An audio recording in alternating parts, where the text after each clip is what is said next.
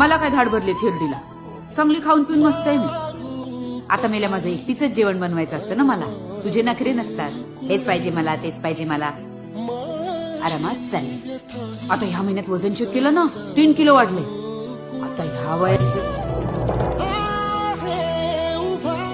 मला माहितीये मी इथून कधीच सुटणार नाही. तू कितीही काहीही केलं नाही सुटणार म्हणजे?